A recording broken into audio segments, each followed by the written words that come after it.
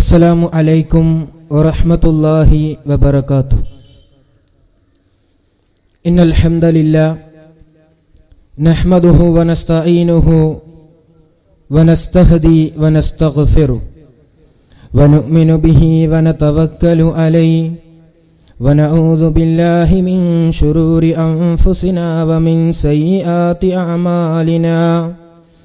من يهده الله فلا مضل له ومن يضلل فلا هادي له وأشهد أن لا إله إلا الله وحده لا شريك له وأشهد أن محمدا عبده ورسوله أرسله بالهدى ودين الحق ليظهره على الدين كله ولو كره المشركون. اللهم صل على محمد وعلى آل محمد كما صليت على إبراهيم وعلى آل إبراهيم إنك حميد مجيد. اللهم بارك على محمد وعلى آل محمد كما باركت على إبراهيم وعلى آل إبراهيم إنك حميد مجيد. أما بعد فإن خير الكلام كلام الله وخير الحديث كتاب الله وخير الهدي هدي محمد صلى الله عليه وسلم وشر الأمور محدثاتها وكل محدثة بدعة وكل بدعة ضلالة وكل ضلالة في النار. أعوذ بالله من الشيطان الرجيم. يا أيها الذين آمنوا اتقوا الله حق تقاته ولا تموتن إلا وأنتم مسلمون. بسم الله الرحمن الرحيم. الذين آمنوا ولم يلبسوا إيمانهم بظلم أولئك لهم الأمن وهم مهتدون. رب اشرح لي صدري ويسر لي أمري واحلل عقدة من لساني يفقهوا قولي. ഓം അസതോമ സദ്ഗമയ തമസോമ ജ്യോതിർഗമയ മൃത്യോമ അമൃതം ഗമയ. ഓം ശാന്തി ശാന്തി ശാന്തി. ബഹുമാന്യനായ അധ്യക്ഷൻ, ഈ പരിപാടിയിൽ സന്നിഹിതരായിട്ടുള്ള സഹോദരി സഹോദരന്മാരെ, വ്യത്യസ്തമായ കാഴ്ചപ്പാടോടുകൂടി ഈ ഒരു പരിപാടിയെ വീക്ഷിക്കുന്ന സ്നേഹാദരണീയരായ നാട്ടുകാരെ, ആമുഖ സംസാരത്തിൽ എൻ്റെ സുഹൃത്ത് സൂചിപ്പിച്ചതുപോലെ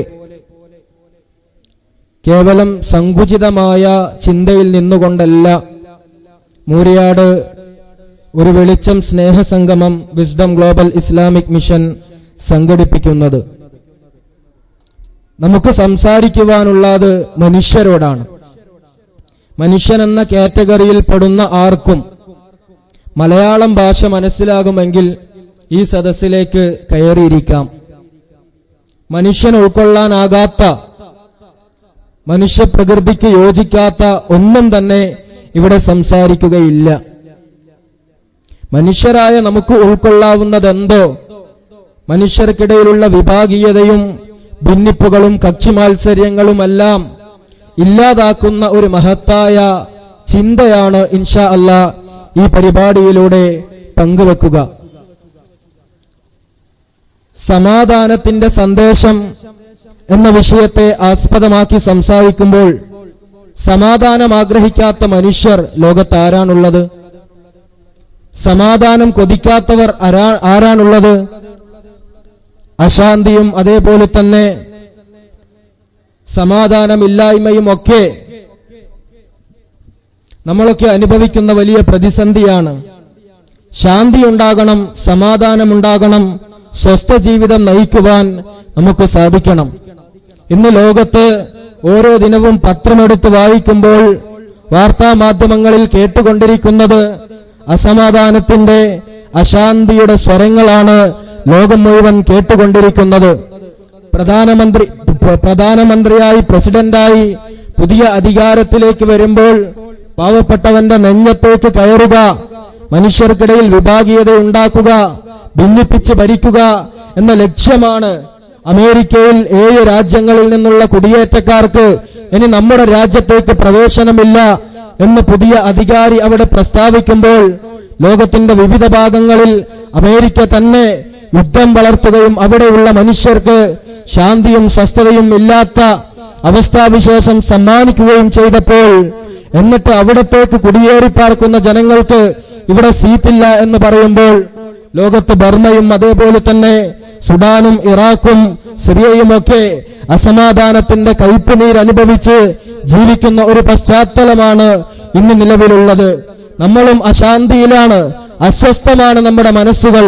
ജീവിതത്തിൽ വ്യക്തിപരമായി, കുടുംബപരമായി, ജോലി സംബന്ധമായി ഒക്കെ അശാന്തിയും അസമാധാനവും അനുഭവിക്കുന്ന മനുഷ്യ സമൂഹത്തോട് ശാന്തി ആഗ്രഹിക്കുന്നുവോ, സമാധാനം കൊതിക്കുന്നുവോ എങ്കിൽ മഹത്തായ സന്ദേശങ്ങൾ നിങ്ങൾക്ക് ഞങ്ങൾ പറഞ്ഞു തരാം.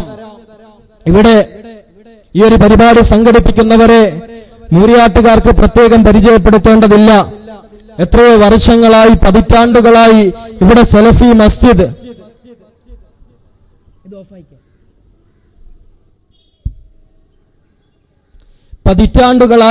ഇവിടെ സലഫി മസ്ജിദ് ഉണ്ട്. അതേപോലെ തന്നെ ആളുകൾക്ക് അറിയാം, മുജാഹിദ് പ്രസ്ഥാനത്തെ പ്രത്യേകമായി പരിചയപ്പെടുത്തേണ്ട ഒരു സാഹചര്യം ഇവിടെ ഇല്ല. ഈ കാലഘട്ടത്തിനിടയ്ക്ക് പലപ്പോഴായി പലരുടെയും വീടുകൾ ഞങ്ങൾ കയറിയിറങ്ങിയിട്ടുണ്ട്. നിങ്ങളിലേക്ക് ലഘുലേഖയുമായി വന്നു, അതേപോലെ തന്നെ സീഡികളുമായി വന്നു. പക്ഷേ ഒരിക്കൽ പോലും രാഷ്ട്രീയമായ അജണ്ട മുജാഹിദ് പ്രസ്ഥാനം ഒരു കാലഘട്ടത്തിലും വെച്ചു പുലർത്തിയിട്ടില്ല. അതേപോലെ തന്നെ പൊതുജനങ്ങളിൽ നിന്ന് പണം പിരിക്കുക എന്ന ലക്ഷ്യവും നമ്മെ സംബന്ധിച്ചിടത്തോളം ഇല്ല. പിന്നെ എന്തിന് സഹോദരങ്ങളെ ഇവിടെ ഈ ഒരു പരിപാടി സംഘടിപ്പിക്കുന്നു? ആർക്കും, ഏത് മതത്തിൽപ്പെട്ടവനാണെങ്കിലും കേൾക്കാം എന്ന നിലയ്ക്ക് ഈ ഒരു പരിപാടി സംഘടിപ്പിച്ചതിന്റെ പിന്നിൽ ഒരു ബോധമുണ്ട്. അതെന്താ? സമാധാനത്തിലേക്ക് മനുഷ്യരെ ക്ഷണിക്കണം. ഇസ്ലാം ഇന്ന് ഭീകരതയുടെയും തീവ്രവാദത്തിന്റെയും പേര് കേട്ടാൽ ഉടനെ ഇസ്ലാമാണ് ഓർമ്മ വരുന്നത്. ISIS, Islamic state of Iraq and Syria, ദൗലത്തുൽ ഇസ്ലാം ഫിൽ ഇറാഖ് വശാം. അതേപോലെ തന്നെ ലോകത്തെവിടെയൊക്കെ ഭീകര പ്രവർത്തനങ്ങൾ നടക്കുന്നുണ്ടോ അതൊക്കെ ഇസ്ലാമിന്റെ പേരിൽ വരവ് വെക്കുന്ന ഒരു പശ്ചാത്തലമാണ് ലോകത്തെ മീഡിയകളും മാധ്യമങ്ങളുമൊക്കെ ഒരുപോലെ സ്വീകരിക്കുന്നത്. ഇവിടെ മനുഷ്യർക്ക്, അയൽവാസികൾക്ക്, നാട്ടുകാർക്ക് ഇസ്ലാമിനെ തെറ്റിദ്ധരിച്ചവരോട് താടി വെച്ചവന് ഭീകരവാദിയായി ചിത്രീകരിക്കപ്പെടുന്ന മാധ്യമ ലോകത്ത് നിര്യാണിക്ക് മുകളിൽ വസ്ത്രം ധരിച്ചവൻ ഭീകരവാദിയായി അവരോധിക്കപ്പെടുന്ന കാലഘട്ടത്തിൽ എന്താണ് ഇസ്ലാം? ഇസ്ലാമിന്റെ അർത്ഥം എന്താണ്? ഇസ്ലാം മാനവരാശിയോട് പറയുന്നത് എന്താണ്? ഇസ്ലാം മനുഷ്യർക്ക് പറ്റുന്നതാണോ അതോ മനുഷ്യർക്ക് സ്വീകരിക്കാൻ പറ്റാത്തതാണോ തുടങ്ങിയ വിഷയങ്ങളൊക്കെ അവതരിപ്പിക്കുകയാണ്. ഇസ്ലാം എന്ന പദത്തിന്റെ അർത്ഥം എന്താണ്?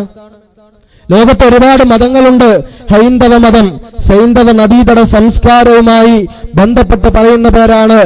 പേർഷ്യക്കാർ സൈന്ധവർ, ആ സാ വഴങ്ങാതെ വന്നപ്പോഴാണ് ഹൈന്ദവർ, ഹിന്ദുമതം. അതൊരു നാഗരിക സംസ്കാരവുമായി ബന്ധപ്പെട്ട് നിൽക്കുന്നു. ക്രൈസ്തവ മതം യേശുക്രിസ്തുവിനെ കുരിശിലേറ്റിയതുമായി വിളിക്കപ്പെട്ട പേരാണ് ക്രൈസ്തവർ.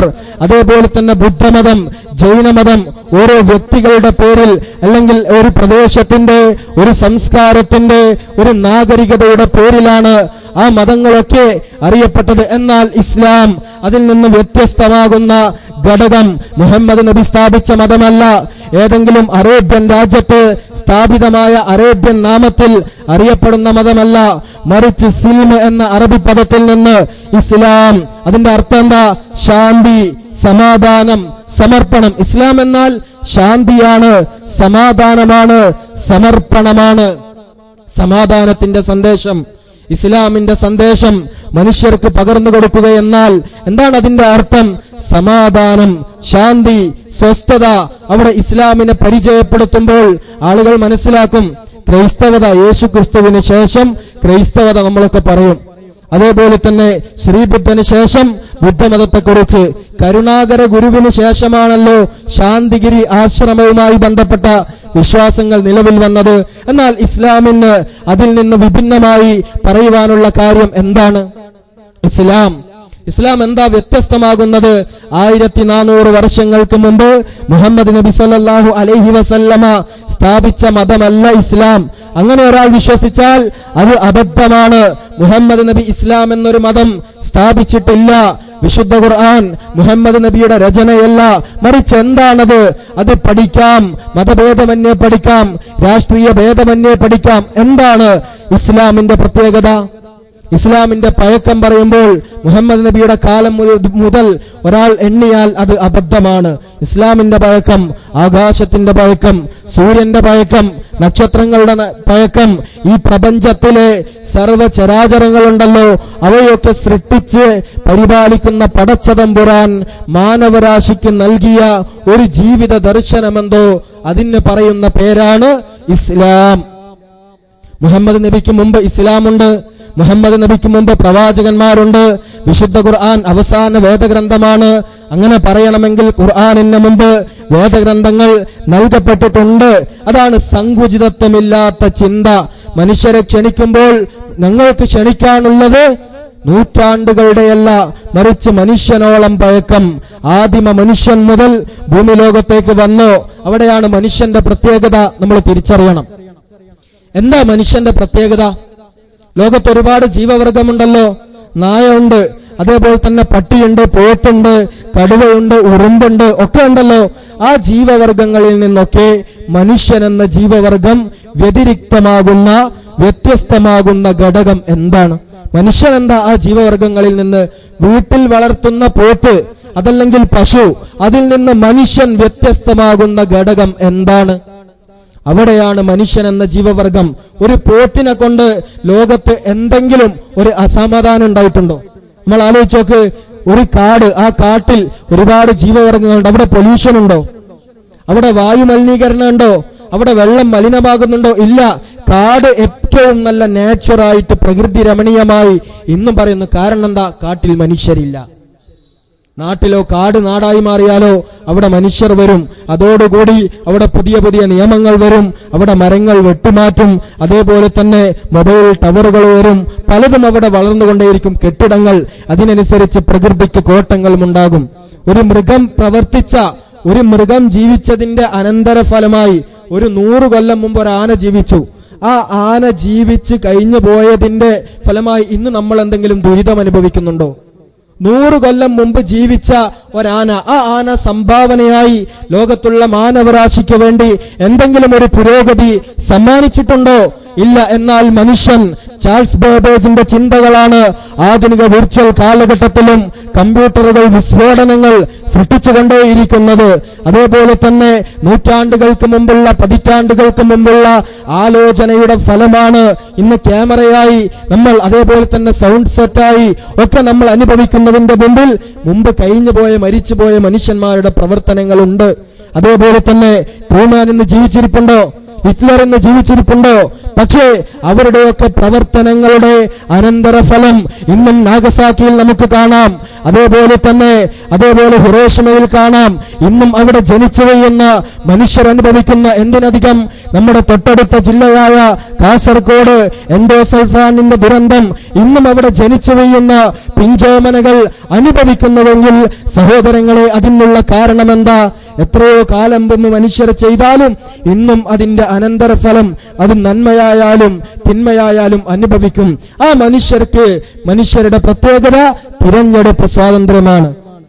ഇന്നത് നന്മയാണ്, ഇന്നത് തിന്മയാണ്, ഇത് ധർമ്മമാണ്, അത് അധർമ്മമാണ്, ഇത് നീതിയാണ്, അത് അനീതിയാണ്, ഇത് സത്യമാണ്, അത് അസത്യമാണ് എന്നിങ്ങനെ തിരഞ്ഞെടുക്കുവാനുള്ള തിരഞ്ഞെടുപ്പ് സ്വാതന്ത്ര്യം നൽകപ്പെട്ട ഒരേ ഒരു ജീവവർഗം ഭൂലോകത്ത് മനുഷ്യർ മാത്രമാണ്. അവിടെയാണ് മനുഷ്യർക്ക് കൃത്യമായ നിയമങ്ങൾ അവതരിപ്പിക്കണം. എങ്ങനെ ജീവിക്കണം? എനിക്ക് നന്മയായി തോന്നുന്നത് അമേരിക്കക്കാരന് നന്മയല്ല, അമേരിക്കക്കാരന് നന്മയായി തോന്നുന്നത് ഇന്ത്യക്കാരന് നന്മയല്ല. ഇവിടെ നന്മയും തിന്മയും ആര് നിർവചിക്കും? വൈവാഹികമാണ്, വിവാഹമാണ് ഒരു കുടുംബ ജീവിതത്തിന്റെ അടിത്തറ എന്ന് നമ്മൾ വിശ്വസിക്കുന്നു. അതേ കേരളത്തിൽ തന്നെ വിവാഹം വേണ്ട, പറവകൾ വിവാഹം കഴിക്കുന്നില്ലല്ലോ, മൃഗങ്ങൾ വിവാഹം കഴിക്കുന്നില്ലല്ലോ, എന്നിട്ടും ഇവിടെ അവർ ജീവിക്കുന്നുവല്ലോ, സന്താനോൽപാദനം നടക്കുന്നുവല്ലോ. അതുപോലെ വിവാഹമില്ലാതെ സുഗമമായ ജീവിതമാണ് വേണ്ടത് എന്ന് വാദിക്കുന്നവരും കേരളത്തിലുണ്ട്. ഇവിടെ പ്രിയപ്പെട്ടവരെ, നന്മ തിന്മ ആര് നിർവചിക്കും? മനുഷ്യർ തീരുമാനിച്ചാൽ ശരിയാകോ? ഇല്ല. അവിടെയാണ് ഇതാ സൂര്യൻ ഇന്നും കുഴപ്പമില്ലാതെ നിൽക്കുന്നു. സൂര്യൻ ഒരു ന്യൂനത നമ്മൾ കണ്ടെത്തിയിട്ടില്ല. ഭൂമിക്കൊരു ന്യൂനതയുണ്ടോ? നമ്മൾ ആരും കണ്ടെത്തിയിട്ടില്ല. ആകാശത്തിന്റെ സൃഷ്ടിപ്പിൽ അതേപോലെ തന്നെ മനുഷ്യന് കൈകാര്യം ചെയ്യാനാവാത്ത മനുഷ്യന്റെ ശരീരത്തിന്റെ അവയവങ്ങൾ, അവിടെയൊന്നും ന്യൂനതയില്ലല്ലോ. അതാര് സംവിധാനിച്ചു? അവനാണ് പടച്ചതമ്പുരാൻ. ആ പടച്ചവന്റെ നിയമങ്ങൾ അനുസരിച്ചാൽ അവിടെ മനുഷ്യർക്കിടയിലുള്ള അഭിപ്രായ വ്യത്യാസങ്ങൾ ന്യൂനതകളില്ലാത്ത നിയമത്തിലേക്ക്, ന്യൂനതകളില്ലാതെ ഈ ലോകത്തെ, ഈ പ്രപഞ്ചത്തെ സംവിധാനിച്ച സംവിധായകനിലേക്ക് നിയമങ്ങൾ സ്വീകരിക്കാൻ നമ്മൾ ഒരുങ്ങുകയാണോ?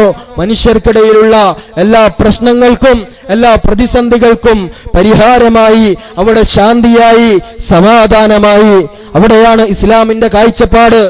മനുഷ്യരൊന്നാണെന്ന മഹനീയമായ ഏകമാനവികതയുടെ സന്ദേശം ഇസ്ലാം പഠിപ്പിച്ചു. ഇസ്ലാം ലോകത്തിന് പകർന്നുകൊടുത്ത വിശ്വമാനവികതയുടെ സന്ദേശം എന്താണ്? വിശുദ്ധ ഖുർആൻ മനുഷ്യരെയാണ് വിളിക്കുന്നത്, മുസ്ലിങ്ങളെ എന്ന പ്രത്യേകമായ വിളിയല്ല. അതേപോലെ അറബികളെ, മുഹമ്മദ് നബിയെ നേരിൽ കണ്ടവരെ എന്ന വിളിയല്ല. കറുത്തവരെ, വെളുത്തവരല്ലേ, അതേപോലെ തന്നെ ജാതീയതയുടെ പേരിലുള്ള ഒരു വിളി വിശുദ്ധ ഖുർആനിലില്ല. മനുഷ്യരായി പിറന്നവൻ, അവൻ ഹിന്ദു ആകട്ടെ, മുസ്ലിം ആകട്ടെ, ക്രിസ്ത്യാനിയാകട്ടെ, അതേപോലെ കറുത്തവനാകട്ടെ, വെളുത്തവനാകട്ടെ, അമേരിക്കൻ